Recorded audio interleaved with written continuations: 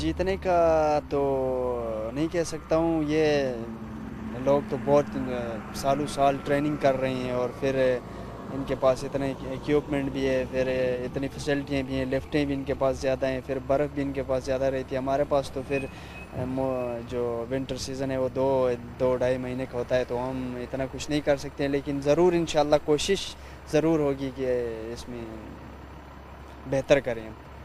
Question then would be, I mean, considering you only have one slope and it's a very small slope. मेरा शौक़ है एक, तो दूसरा मेरे गांव में बर्फ़ है, और मैं वैसे ऐसे उधर रहने भी उधर ही का वाला हूँ, गिलगित नलतर का, जिधर बर्फ़ पड़ती है तो उधर ही मैं स्की सीखा भी हूँ, और उधर मेरा शौक़ भी है स्की करना। तो फिर हमारा वैसे काम ही स्की करना है उधर नलतर में।